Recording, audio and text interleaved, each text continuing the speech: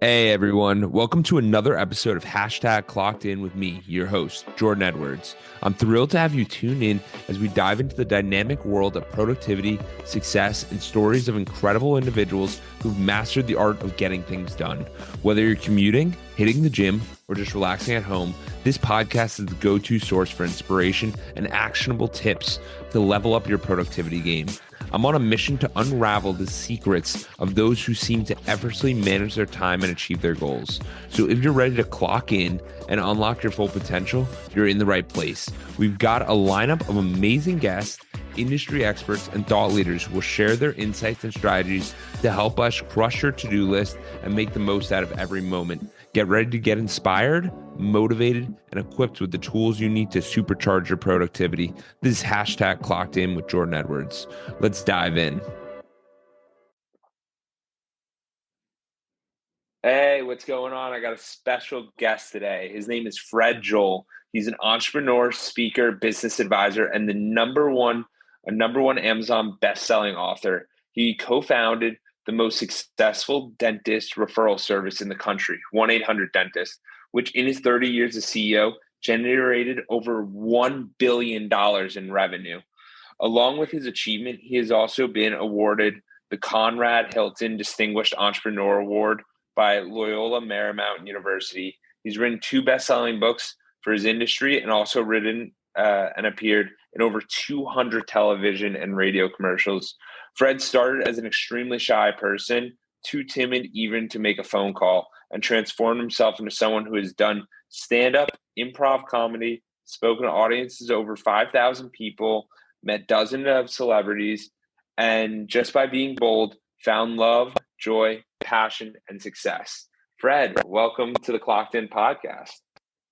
No, thank you for having me, Jordan. I'm really excited to be here. Yeah, we're excited to have you here too. So, Fred, tell us, where does this story of yours start? 1-800-DENTIST, not a dentist. Where does this start? Yeah, so I was a copywriter in an ad agency. I had wandered through all sorts of jobs that I didn't know what I wanted to be at all. And then I walked into an ad agency, and if you're lucky, this happens to you. You go, oh, these are my people. This is something I could do. And so I figured out how to get a job there and did it for a few years, but I didn't like the career arc of the business because advertising, you keep making more and more and more money, and then you hit 50 and it drops off a cliff and no one will hire you. So you'll go from making 300 grand till you can't get 70 grand. Oh, and I watched it happen to the senior guys in the agency. So I thought, I don't want this to happen to me. So I'm gonna need my own business somehow. And this other friend of mine had gotten the 800-DENTIST phone number when 800 numbers first came out, which was in the 70s, wow. Late 70s. And he said, look at this dentist, 7 letters, said, the word, there's very few 800 numbers that came along that were 7 letters that were exactly what you did, flowers, mattress, dentist, and very few others. And so he was like the laziest guy ever. So he was never going to turn it into a business. But he said, you work in advertising. I think you could turn this into something. And I said, well, I'm not working with you because you don't work. So he said, no, I'll license you the phone number. And so another friend of mine who was a stockbroker who was tired of losing money for people said, let's do this together. So we were young and naive enough to think we could just pull it off. And we raised 30 grand from our family, beat the streets, finding some dentists. Now, we knew nothing about dentists except that they needed patients, some of them. And so we set up a little phone room, 200 square feet in this phone room. And we didn't even have chairs. We actually, my partner had a side business, a flower delivery business at one point, and he had all these plastic 5-gallon buckets. Those were the chairs we used for the first month because we didn't have a budget for furniture. But we found 18 dentists to go along with it. And I wrote some radio ads. We started running radio ads. We got 50 phone calls the first day. And we thought, wow. And this was in LA. This was just our little, the first market. And so we went, wow, this might actually work. So we just kept adding dentists and spending the money on advertising. Just every penny that came in, we'd spend it on advertising. We took enough money to pay our rent and feed ourselves, and that was it. And then when we switched to television from radio, the whole thing blew up. We created one commercial, and for some reason it resonated with people, and we ran just that one spot for a year, and then just started popping our cities: San Francisco, San Diego, Sacramento. Then we jumped to New York, and then Chicago, and then we hit all of the bigger cities first. Eventually became nationwide, and it got way bigger than we imagined. And the technology kept advancing, and we just kept getting better and better at buying the advertising and finding clients, and built a great team, built a fabulous company that endured for a long time. Still around, but not 800 numbers are pretty irrelevant at this point. So yeah, they don't do any TV advertising at all anymore. That's incredible. So how old were you at that time when you guys took the leap? Because I know there's a lot of. So I when I was in the ad agency, I had turned 30. So I was 31 when I started 800 Dentist, and then it was so interesting because we went from broke basically over the first 2 years to, like, in the third year we both made like $100,000. In the year after that we each made $300,000, and then it just kept going up. And we laughed because we said, remember when we just used to want to make 100 grand? Wouldn't that be great to just make 100 grand? Now we laugh and say, imagine if you could live on 100 grand. That would be amazing. So. No, I find it really interesting because it's 31 years old. Everyone's like, I got the family, I got this, I'm doing that. It's keeping up with the Joneses. Were you concerned about that at all? Like, where it was, hey, we're leaving this job and now we're heading up into startup land. We were lucky enough not to be married with kids or to have mortgages. So, so we had a lot of room. We didn't have far to fall if we screwed up. We didn't have somebody at home going, these kids need food. So that made a big difference. Absolutely. Because at a certain point, you can't take these gigantic risks, which is basically risking everything, because it takes all your time and all your energy and all your focus, and you could be wrong. You could be completely wrong. In 2 years, you figure out this isn't going to work. The market doesn't care. And so, and if you haven't, and most businesses fail because they don't have enough money. They get almost to that point where they can break through, but they've run out of money and they can't raise it.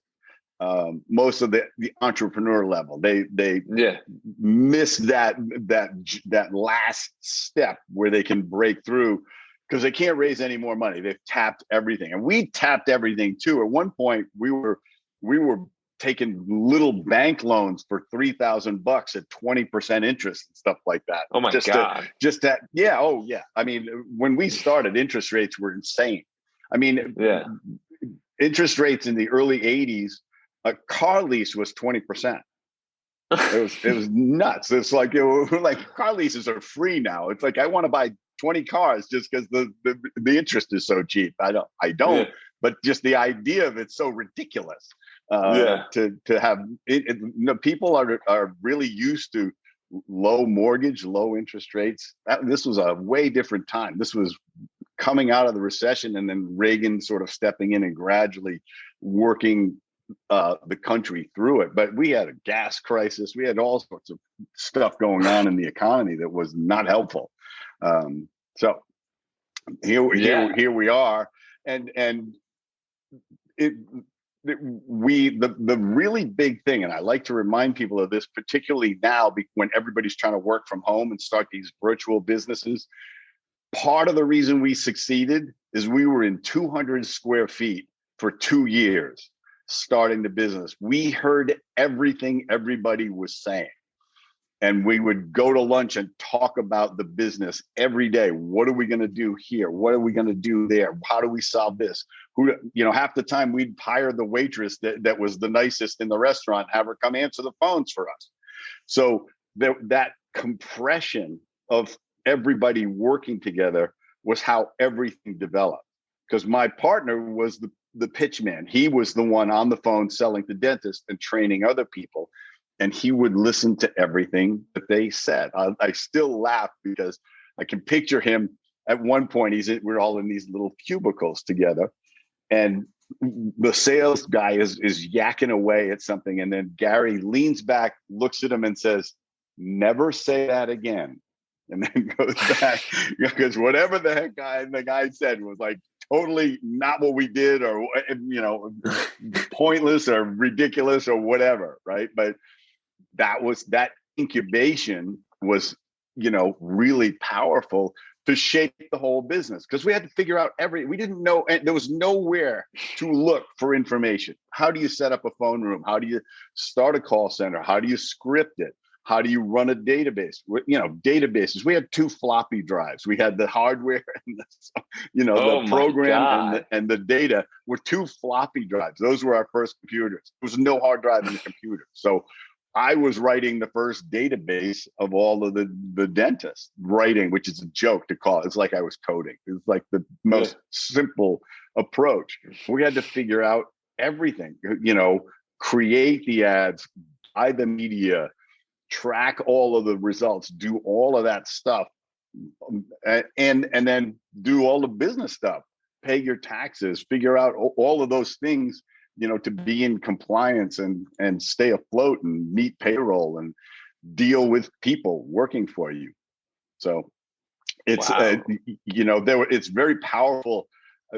Whenever I talk to people, I say, try to be in the same room as long as possible at the beginning, because you need to figure out what's actually working and what's not working with the business. You think but you have to launch it, run it. And we had to do a major pivot. Once we got to about 100 dentists, we had to completely change our contract. And that was a huge challenge to the business, because we had sold territories. It was like a real estate deal. It's like, because we didn't know how many patients they were going to get every month. So we said, all right, well, you have these 2 zip codes and you have these 3 zip codes. And some guys would get 50 patients in a month and another guy would get 10.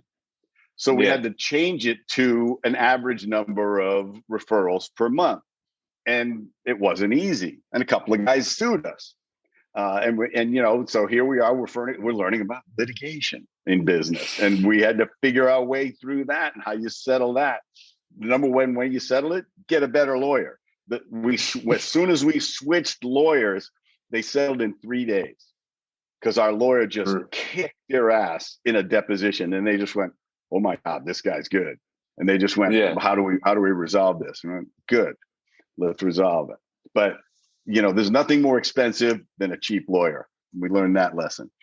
So, when did you start really investing into the business? Not in the regard of, hey, we're buying ads or we're doing this, but really like upgrading the lawyers, the accountants, the everything, so that you guys avoid issues and it becomes a proactive thing. Because obviously when money's tight, it becomes difficult to go, hey, let's get the most expensive guy, and you're sitting there and you're on this conundrum of, what do I do next? It was when this came up, that's when we said, you know what, we can't cut these corners anymore. We need to pay good money for specific services, and it's usually advice. It's legal advice, and eventually, by the time we were 5 years in, we were big enough. We just said, let's have in-house counsel, because you have to. If you're doing all of these things that we were doing, it involved a lot of contracts and a lot of business deals, and we realized it was actually cheaper to have in-house counsel, because you could get stuff done instantly. And we trained her to say, okay, this is what's going to happen. These are the risks you should take, but this is when it's going to go bad. Because the safest path for any lawyer that's a corporate lawyer is just say, don't do it. Right. Because then he's not going to be wrong because it won't go badly. So we got her to understand, tell us how much risk we're at. And is it stupid, or is it chancy, or is there some risk? So we could decide to go or not go, knowing what the risks were going to be. And most of the time, nothing bad ever happened. The only time it didn't go well is when I wasn't buttoned up, because this is a real idiocy of it, is I was writing the contracts originally. I was pulling stuff from everywhere and creating my own contracts without even showing them to a lawyer. Like, it's a miracle we survived that. But eventually you realize it's not an expense, it's an investment in your success, is getting the right kind of people. There's stuff you cut corners on, and there's stuff you don't do cheaply, because it catches up to you faster than you think. Wow. Even insurance and stuff like that, making sure that you've got the right kind of business insurance. These are you can't even imagine paying for them when you're starting. But even things like key man insurance, we're going into the weeds here, but people need to hear this stuff.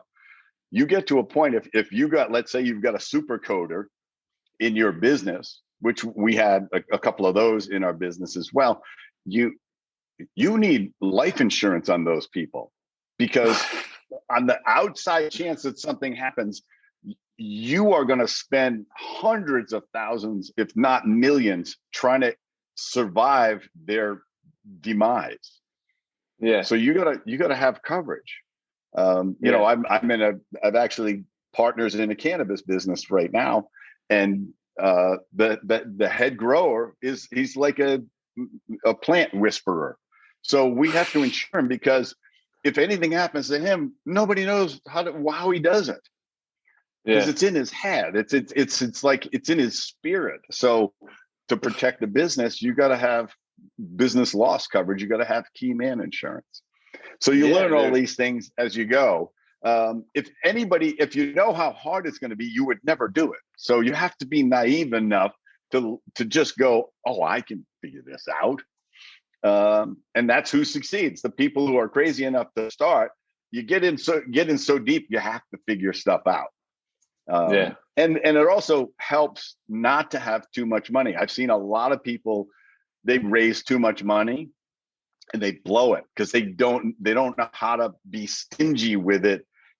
They throw money at problems rather than brains at the problem. We never had the money, so had to figure out other ways to solve problems, and it made us more creative and more inventive.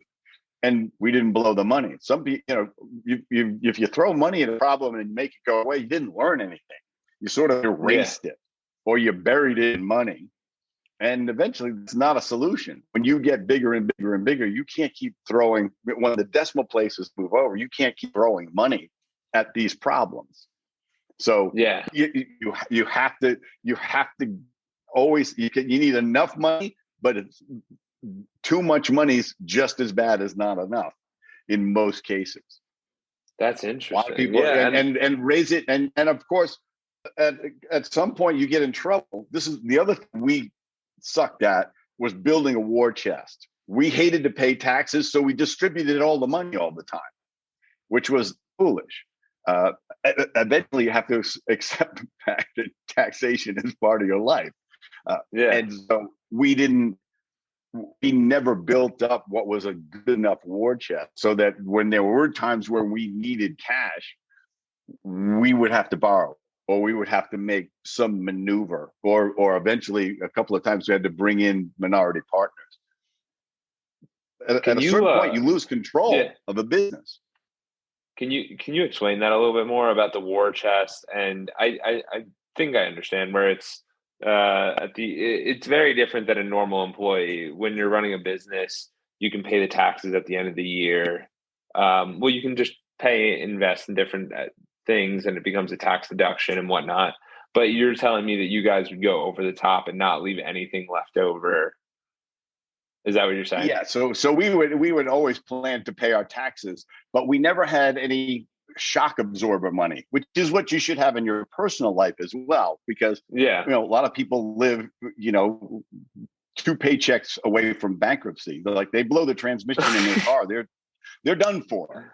They got no car anymore because they don't have $3,000 to put a new transmission in their car. There's nobody that says, oh, well, there's no medical insurance on your car, and so you need to, as you get bigger and bigger, you need to aggregate capital for when unexpected stuff goes wrong, or an opportunity comes along where, the example is, we found a business we really wanted, and it was only about $3 million to buy the business, but we didn't have all the 3 million. So we had to make we were going to lose the business because they weren't going to take a payment plan or whatever. And so we had to bring in another partner he actually lent us the money, but he had a high interest rate that, so he gave us 2 of the $3 million, and we were able to buy that business. Now, because of that, we're stuck with the loan with him. Yeah. But we've got the business. But we could have, if we didn't have the other million, we wouldn't have been able to buy the business. And that business is going to be an accelerator. Yeah. And of course, there's 10 more chapters to that story, because the guy who lent us the money eventually got desperate for the money back and took a big discount on his interest to get the money back. And we had it at the time, which was, that's when we started to get smarter and have the war chest. And so he was like, can I get the 2 million back? I'll cut out 300 grand of interest.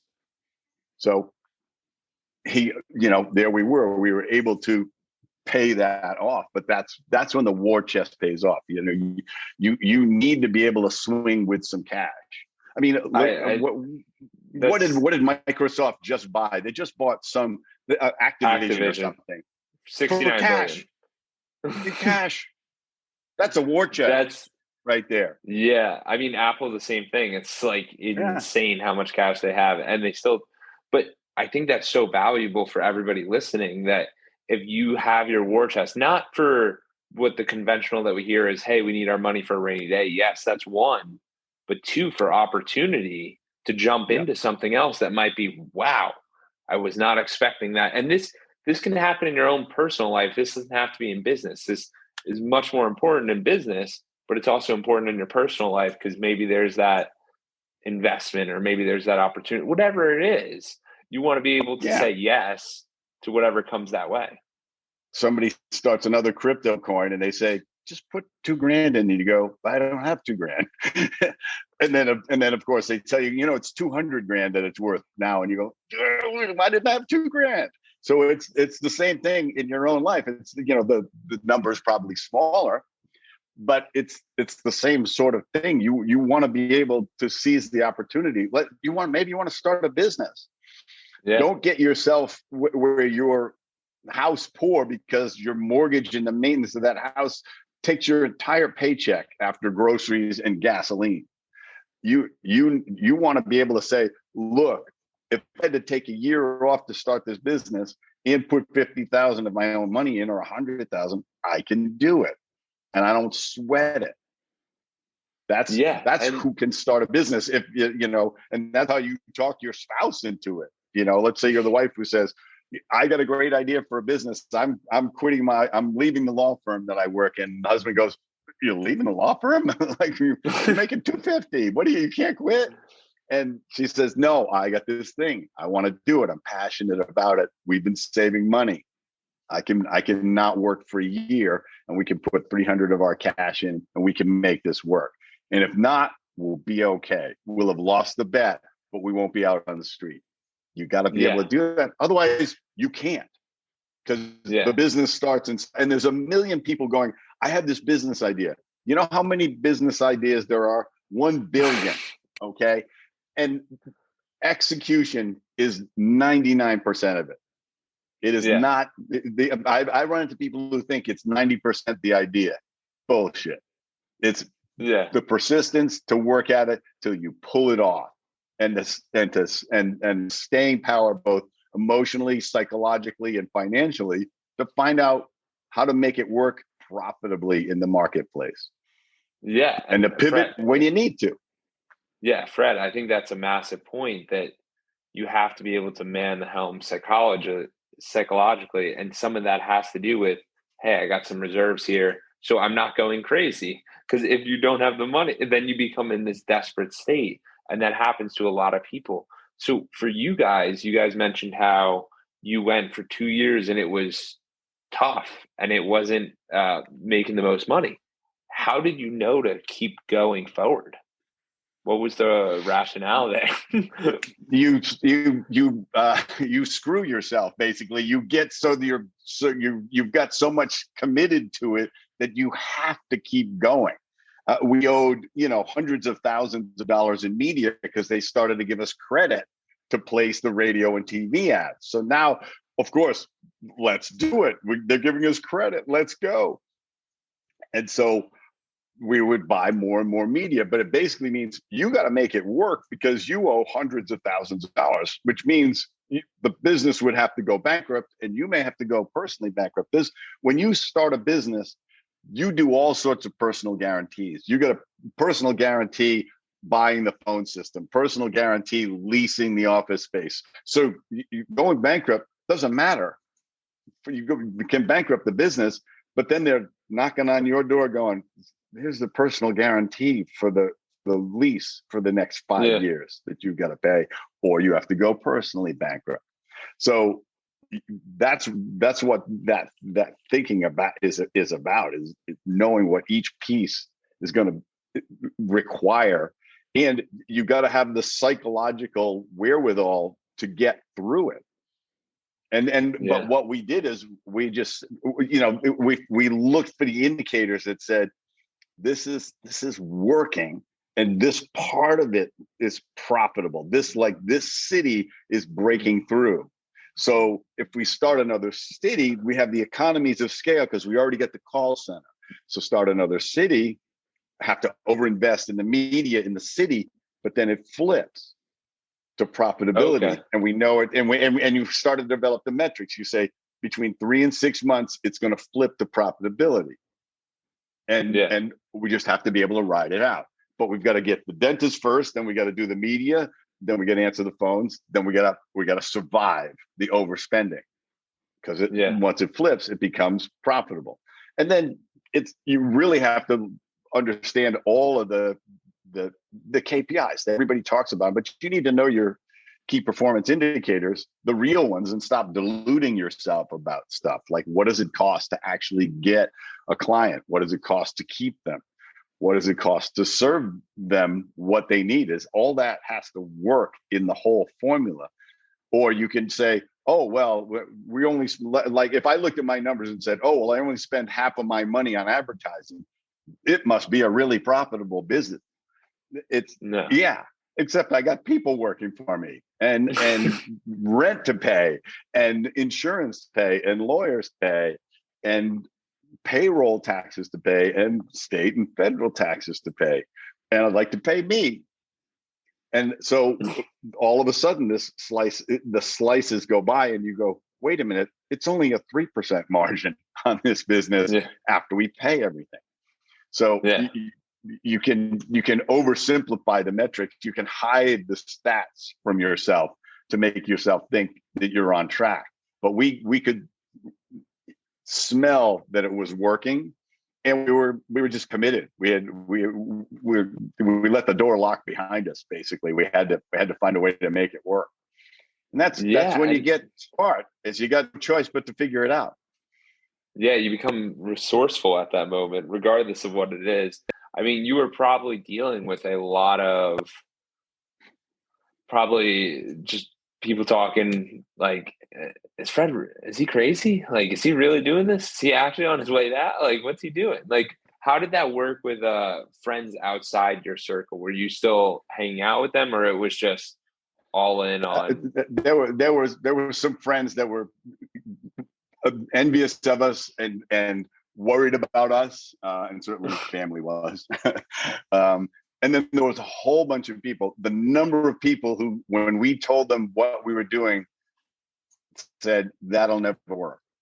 My boss at the ad agency, when I told him I was quitting to do it, he said, that'll never work. And I would think, I kept imagined 10 years later, when everywhere he looked, there's 800 dentist commercials on TV. I imagine he's sitting there going, maybe that works. Maybe I was wrong.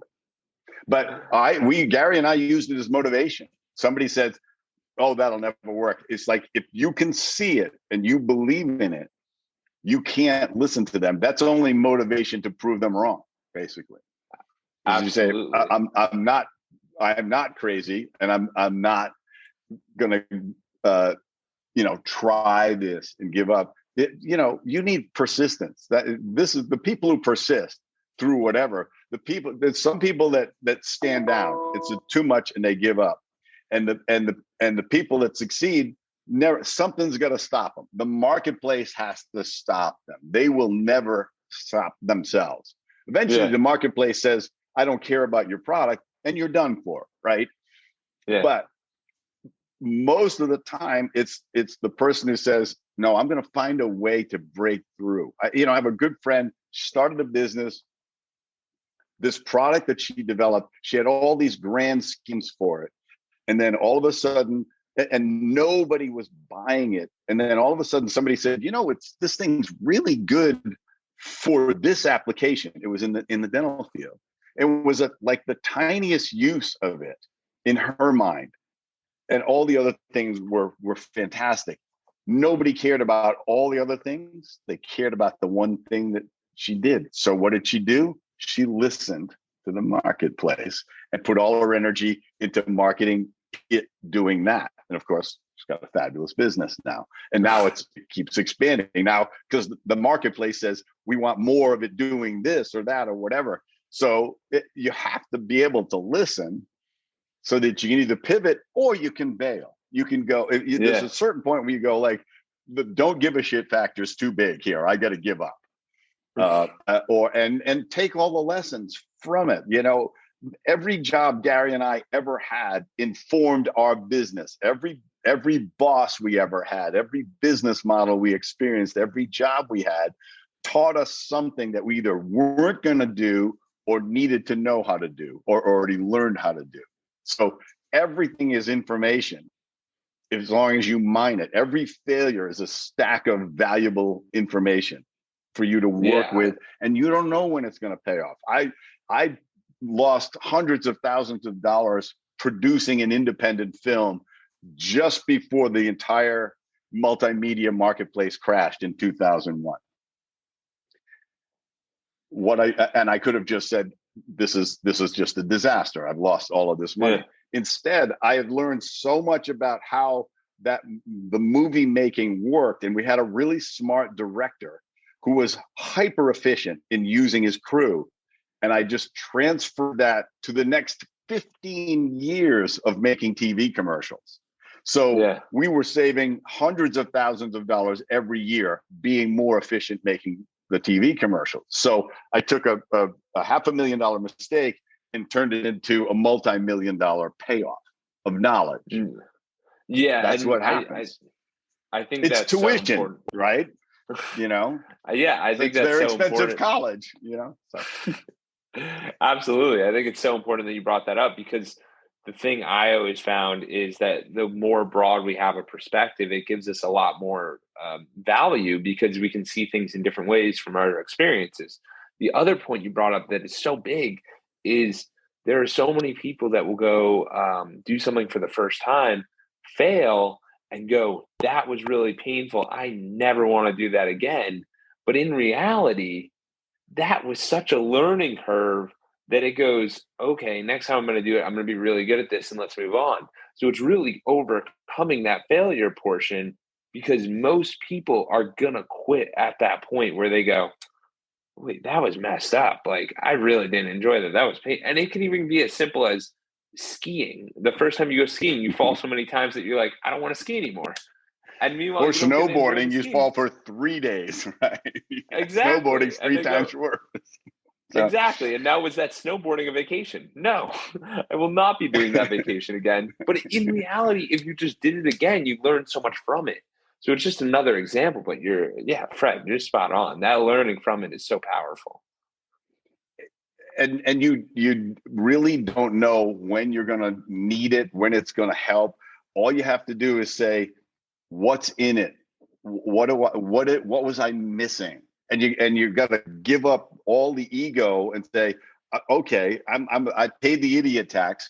What do I need to not do again? If I started a business right now, I'd have a war chest. I'd build a culture with accountability. I built a great culture, but Gary and I didn't tell people what we expected for this great culture. So half the people gave us what we expected, and the other half coasted along. Like, wow, this is a really comfortable place, and I can, phone in work or do work at 70% power. My motto is, I'm making a great place for you to work, and I need you to bust ass while you're here, because everybody Yeah. else is going to do that, and it's not fair to them that you don't. So Yeah. I'm really comfortable firing you if you don't, because this is a Yeah. great place to work, and everybody here earns it.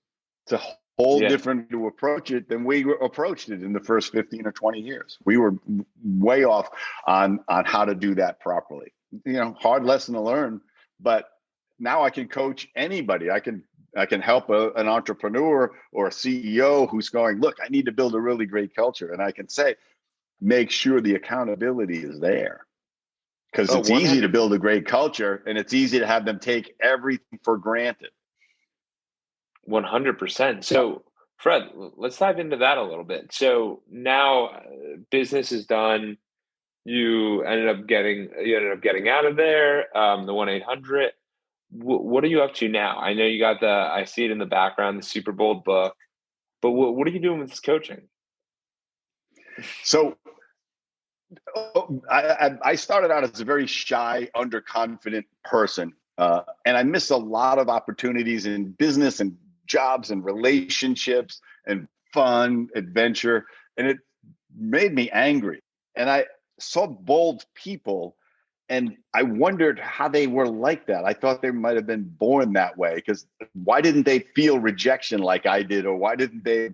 Why did failure bounce off of them? And why do they just try stuff? And where did their confidence come from? So I had to figure it out, and I did. But it took me a long time to really get to where I was, and I did all of these things along the way.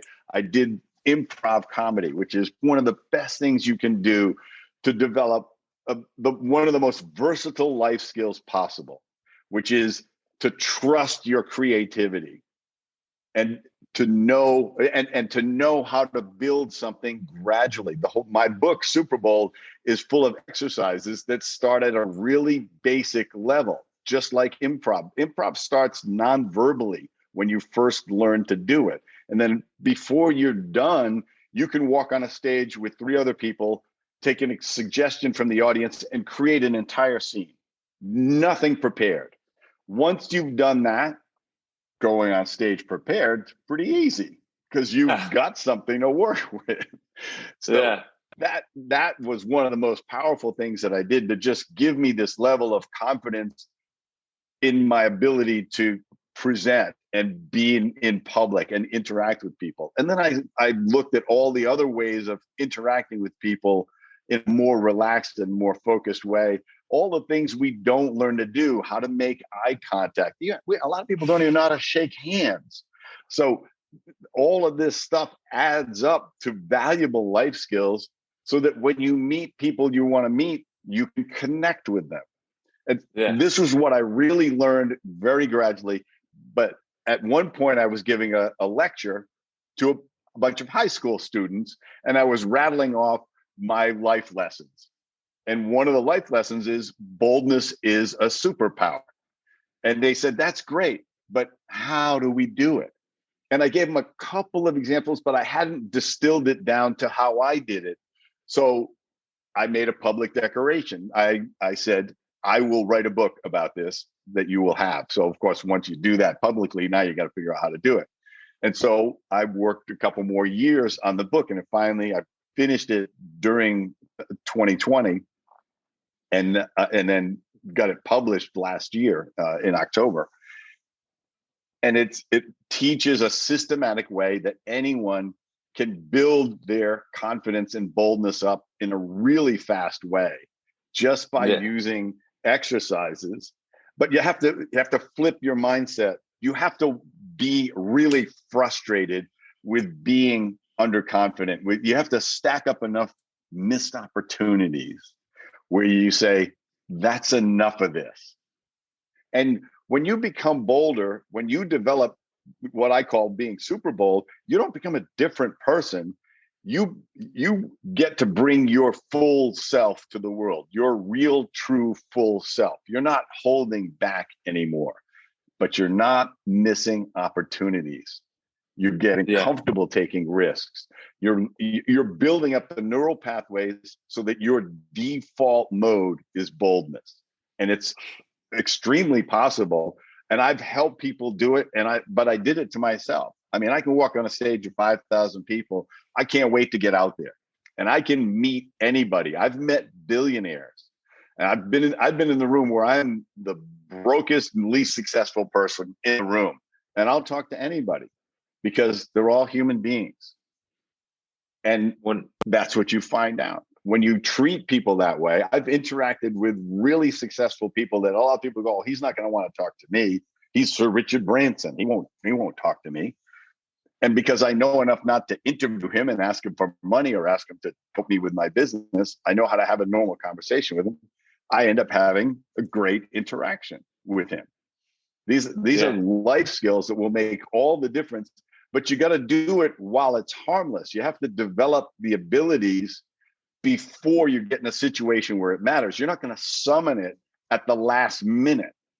We don't have that in us, most of us. Some people they never had it knocked out of their system, right? They didn't. Most people our confidence was suppressed over the course of our life, either from parental messaging or social messaging or a series of rejections or embarrassments and stuff like that. And they all hurt too much.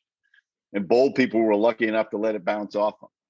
Yeah. But, you want to approach it like the innocence of a child. I love this story that happened to me recently. I got in my elevator in my building, and this mom got in with her 4-year-old girl, and she had her bike with her, and she had a cool little helmet on. So I said, oh, I really like your helmet. And she goes, yeah, it's got feathers on it. And she was very proud of it. And I said, do you want to push my floor for me? Because, kids, they love to push the elevator buttons. Yeah. And so I said, I'm number 4. So she pushes my floor, and then she pushes her floor. And she says, oh, you're only 1 floor away from us. We can come up and visit sometime. Oh, and I thought, isn't that great? Like this, and I said, what the beauty of it was? And I said, oh yeah, you get to meet my cat. It'll be wonderful. But it worked because she had no ulterior motive. She had no agenda. She was innocently just saying, hey, we could hang out. And that's what you have to lose when you're meeting somebody for the first time. Lose the agenda. Make it about making them feel. The only agenda you should have is make them feel better about themselves. Make them feel like the most interesting person in the room. You develop those life skills, you're unstoppable. 100%. That's what I teach in the book. Absolutely. I love that. And the books that have the action steps too, where they actually have the exercises, it makes all the difference because now you're actually applying the skills. Yeah, I mean, basically, I want you to do a bold move every day, and then make it, and then up the ante to they get trickier and more challenging. When you read the level 5 exercises, you go, I don't know if I could ever do that, but you'll work your way up to that. But it's going to start by just talking to strangers, and if you can't do that, just smile at strangers, and this is the way I teach it: is aim for failure. Smile at everybody you meet until somebody doesn't smile back. and then don't take it on, because you have no idea how bad a day they're having, or maybe they just got bad teeth and they don't smile at anybody, and you just let it go. You just keep doing it. But what happens is 99% of the time people are going to smile back, and you go, oh, well, that's kind of nice. Everybody just smiles at me. And you realize that you're wrong about all of this social interaction stuff that you've fixated on as, oh, it's going to go bad, or they won't like me, or they're going to judge me, or they have they're going to think I'm weird. We come up with all of this crazy stuff, but we're wrong. Yeah, it's so true. And the biggest part about all of that, I think it is that you can control any interaction you have, because most people are so caught off guard. Like, for example, we were walking around my condo, and me and my girlfriend goes, wow, that's like a really cute dog. I'm like, well, why don't you tell the owner? Because that's a really nice compliment to them.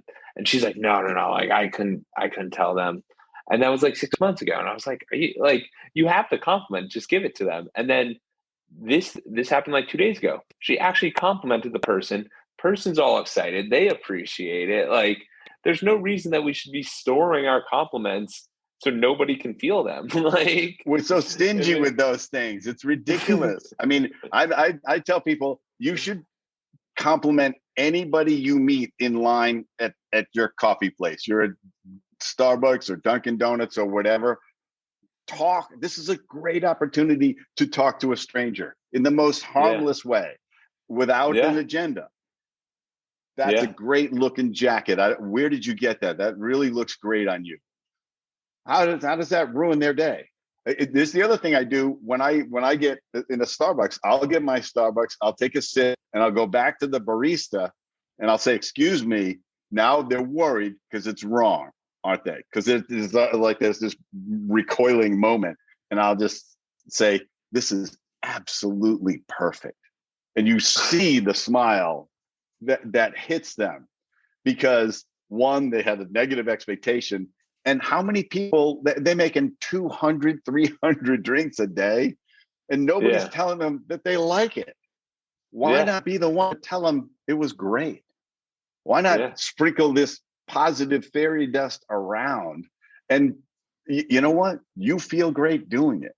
You tell somebody, and here's what I even challenge myself, because we all have judgments about everybody, right? Oh, that guy's got weird hair, or why the heck is she dressed like that? We got like all of this stuff. I will take the thing that I have a judgment about and force myself to compliment them with it. Wow. Just because I'm wrong, right? I'm misjudging them. I'm judging the entire person by the mustache, right? Or something. It's totally ridiculous. But we all do it. And I'll just say, wow, that hat looks amazing on you. When I'm in my mind, I've already thought that hat looks ridiculous on you. And you know what? They start beaming. Because that's the uniqueness. Wow. Yeah. And you just go, why do I have to be a jerk? Like, why do I have to be that? What am I getting out of that? Why don't I just be generous with these things and even trick and you know what? You could end up having a 20-minute conversation with that person and realize it's a human being. 100%. Yeah, absolutely. And the really interesting thing is, and I've done this before, is when you go out of your way to try to make people smile. Like, who'd you make smile today? What was your special deed of today? Fred, I didn't expect this podcast to start going this direction, but I think this is awesome, because people need to hear about this positivity. It needs to make them, they need to realize that they have the superpower. Everyone has this. It's not about the money. It's not about the time. It's not about any of that. It's about making people feel special, which doesn't take that much effort. It really doesn't. And if what you want to get good at is asking questions. Instead of feeling like you have to tell somebody how interesting you are, you just keep firing questions at them. If you want to make somebody feel like the most important person in the room, stay focused on them, completely on them, and just keep asking them questions. Where's the most interesting place you went last year? Oh, I went to Rome. Now, what normal reaction is, for people to go, oh yeah, I was in Rome last year and I saw this and I saw that. And we end up trying to play top this. I had a better time in Rome than you. Instead, you say, okay, what was your favorite place to eat in Rome? Oh, it was this place in the, like this piazza. And wait a minute. What's the name of that piazza again? Tell me more about, is there a gelato place in that too? I think I saw that. Oh yeah, that's where the gelato. And you could do that for 30 minutes with somebody and they will think you're the most interesting person in the room and they will know nothing about you except your name because you were interested in them. And they're going to go tell other people. They go, Jordan was like, this guy's amazing. You got to meet him. Well, what's amazing about him? It's like, well, you got to meet him because they don't have any. I don't know. I don't know anything about him. He was a nice guy. But he's great. He's fantastic. He's just so likable. And that's what you can do. And I've seen people do that. And I've certainly done it myself now that I know how to do it. You can do it with 20 people in a room, one at a time. And then you can, what I do now, I find that the wallflower, I like aim for him or aim for her because I could see them, they're looking at the record collection or something like that instead of meeting people. And I'll go over and I'll start talking to them. And then I'll introduce them to somebody else I met. I'll put them loose. And they start to, that thing makes me interesting that I did that because it was a gift I gave them. It's like, you don't have to be shy. We're all just a bunch of people here. Come on over and talk and find out how interesting this person is. And you can do that stuff. And this is when I talk about, one of the things I talk about in my book is what charisma is just being confident wherever you are. You are always acting like you belong wherever you are. And people sense that about you. They are magnetically drawn to that. And it's a responsibility. You want to use it generously, not to take advantage of people, but to make people feel better about themselves.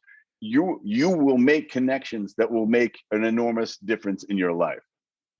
And there may be no monetary value to it at all, but it'll be, like at one point I said to this woman, I said, and she was dressed head to toe in yellow. Like it was like she was working construction or something. Like it was like a beacon. And I said, oh, wow, that color looks amazing on you. And she said, oh, thank you so much. She says, I was feeling so depressed today that I thought I'm just going to wear the brightest color I can find to just see if I can feel better about myself. And I thought, wow. She was in a dark place, and I could have sat back and said, she looks ridiculous. What the heck is she wearing yellow for? And instead, I said, that looks amazing on you. And she was trying to lift herself up, and I jumped on board and lifted her up. I don't need $20 for that. I don't need anything for that. So, and it also, another thing that I people don't realize is how much they miss out on because they won't do that, but something tells them they shouldn't. I was with my cousin's daughter. We were at this dinner at this wonderful hotel restaurant, and she's 18 and she's going to pastry school. She's about to start to go to pastry school. And the chef comes out and talks to somebody else in the group because that she was doing one of our my other cousins is a PR person, and she was trying to involve him in something.